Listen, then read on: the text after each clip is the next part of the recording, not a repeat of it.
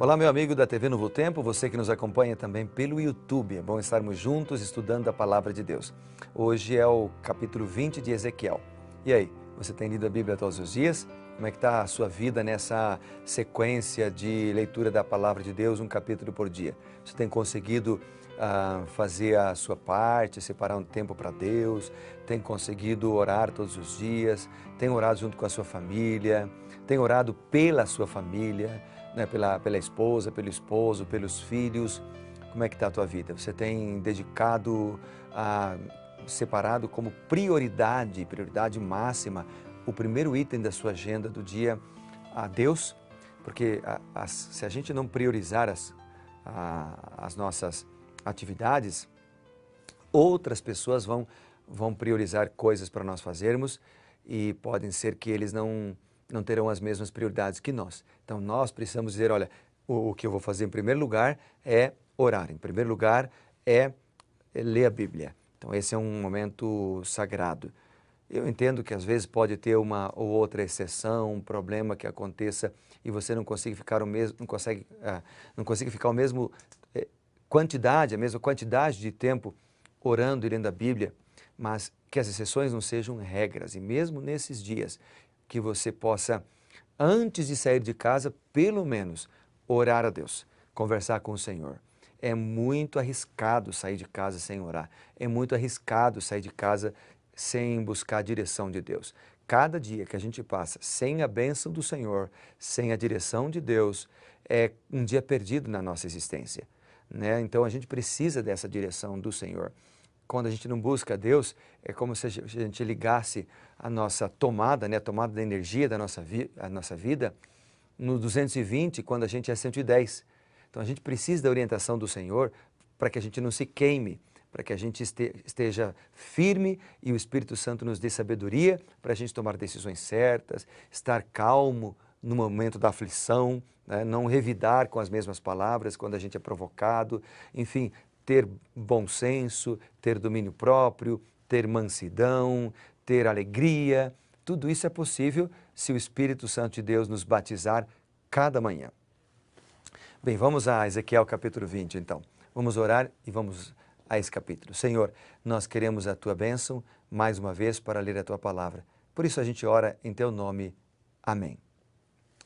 Vamos lá então, o capítulo 20 aqui de Ezequiel, ele vem tratando dos seguintes assuntos. Deus aqui se recusa a ser consultado pelos anciãos de Israel.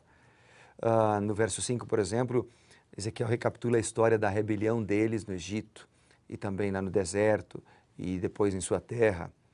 Nesse capítulo nós vemos uma promessa de reunir o povo por meio do Evangelho e mostra a destruição de Jerusalém como através de uma parábola de uma floresta.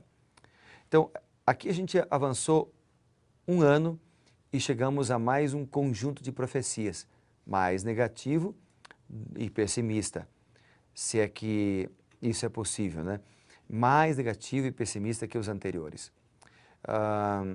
Agora, parece a quebra do tratado por parte de Zedequias, que chegou ao conhecimento de Nabucodonosor.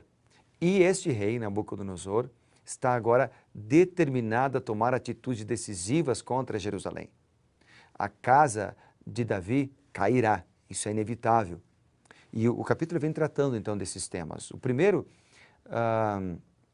oráculo apresentado aqui, ele assume a forma de uma retrospectiva divina da infidelidade de Israel, desde que eles saíram do Egito até o momento em que Ezequiel escreve. Então Ezequiel 20 começa com a vinda dos anciãos de Judá até Ezequiel a fim de consultar a Deus.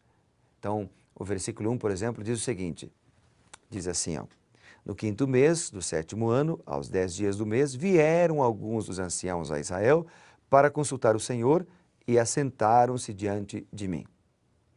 Porém, Deus não aceita ser interrogado por eles por causa da obstinada recusa deles em andar nos seus caminhos.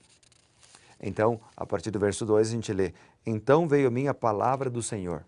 Isso aqui sempre mexe comigo.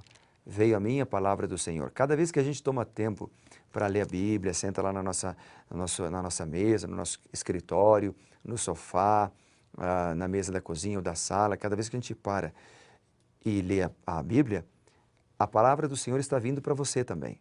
E você pode dizer, hoje cedo veio a minha palavra do Senhor e Deus me disse isso. Então o texto continua dizendo, filho do homem, fala aos filhos de Israel, aqueles que tinham ido buscá-lo, e diz-lhes, assim diz o Senhor Deus, acaso viestes consultar-me? Tão certo como eu vivo, diz o Senhor Deus, vocês ou vós não me consultareis. Não me consultareis. Julgá-los-ia, tu, ó filho do homem, julgá-los-ias? Faze-lhes saber as abominações de seus pais. Então, em vez de responder a pergunta dos anciãos, Deus deixou-lhes uma tocante mensagem, que vai desde o versículo 5, né, até lá na frente no versículo 44. Quando no versículo 44 ele diz, sabeis que eu sou o Senhor, quando eu proceder para convosco por amor do meu nome, não segundo os vossos maus caminhos, nem segundo os vossos feitos, os feitos corruptos, né? Então, a primeira parte da resposta divina é uma, digamos, uma revisão da história de Israel, a partir do período do Egito até a sua estadia na Terra Prometida. A mensagem destaca os hábitos rebeldes de Israel e a fidelidade, a bondade de Deus para com a nação. Isso vai do capítulo 5, versículo 5 até o 31. Depois a história ela é descrita em 4 etapas. Em primeiro lugar, no Egito, versos aqui do 5 até o 9. Segundo, a geração adulta no deserto, né, que vai do verso 10 até o versículo 17. Terceiro, a segunda geração no deserto, que vai aqui do verso 18 até o 26. Quarto lugar, a geração em Canaã, que vai do verso 27 até o verso 29. Então, desde a sua concepção como nação, Israel tem constantemente se rebelado, ou se rebelou, no caso no passado, contra Deus.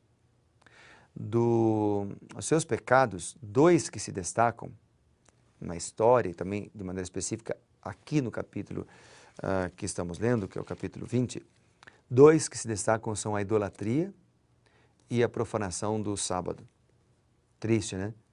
Porque Deus havia se revelado a eles, eles não precisavam ser infiéis. Deus havia revelado também a doutrina do sábado de maneira clara várias vezes, não só na lei de Deus. Eles não precisavam ser infiéis. Mas Israel foi infiel. Contaminou-se com os ídolos em vez de dedicar-se inteiramente a Deus. Profanou o sábado por não entender que o seu objetivo do sábado, é servir como um sinal que nos leva ao Senhor. A segunda parte da mensagem, no capítulo 20, ela fala da apostasia de Israel no tempo de Ezequiel. Ela inclui a purificação e restauração. Desde o verso 30 até o 44 ele fala, né? O povo de Deus não era menos idólatra do que os seus antepassados. Eles estavam repetindo os mesmos pecados. Repetindo. Incluindo o sacrifício de filhos no fogo. Que triste. No verso 31 aqui, fala, por exemplo, disso aí. Ó. Verso 31 diz assim, ao oferecerdes os vossos dons sacrificiais, como quando queimais os vossos filhos, vós vos contaminais como todos os vossos ídolos até o dia de hoje. Apesar de, ou por causa de todas essas coisas, Deus tem uma mensagem, ou apesar, né, Deus tem uma mensagem. Deus vai trazê-los de volta do seu cativeiro e vai pleitear com eles face a face. Como ele uma vez confrontou os seus antepassados, ele limpará a nação. Essa é a ideia do capítulo 20, limpará a nação dos idólatras, dos rebeldes e em seguida renovará a sua aliança com os remanescentes. Então você encontra isso dos versos 32, por exemplo, até o 38. Após o período de castigo e purificação, Deus então traria os israelitas de volta de vários países onde foram espalhados para uma terra restaurada, onde a verdadeira adoração seria restabelecida e os ídolos não seriam mais adorados. Bem, amigos, apesar da repetida apostasia de Israel no passado, bem como nos dias de Ezequiel, Deus permaneceu fiel ao povo. Na verdade, ele sempre teve grandes planos para o seu povo. A longanimidade, a paciência de Deus para com o ser humano ela é vista claramente ao longo das eras no seu trato com o povo rebelde de Israel. Sabe, ele não lida conosco como nós merecemos. Pelo contrário, ele nos trata com amor. Essa é a natureza de Deus. Nos trata com amor. Então eu quero terminar minha reflexão com você aqui mostrando alguns versos que me impactaram. O verso 44, que já mencionei, vou ler de novo, onde ele diz: sabereis que eu sou o Senhor quando eu proceder para convosco por amor do meu nome. Deus age conosco com amor, um amor eterno, infinito, maior do que tudo.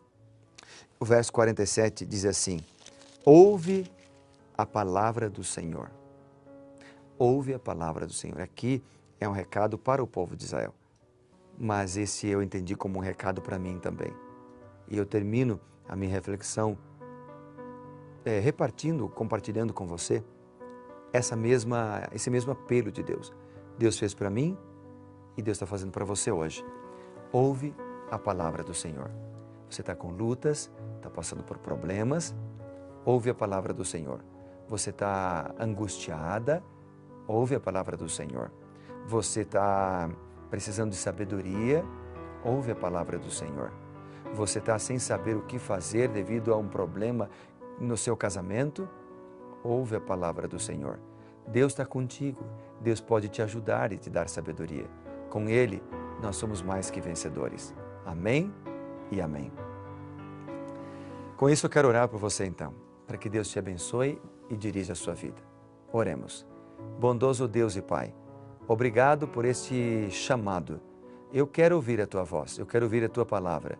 Nossos telespectadores querem ouvir Tua palavra também.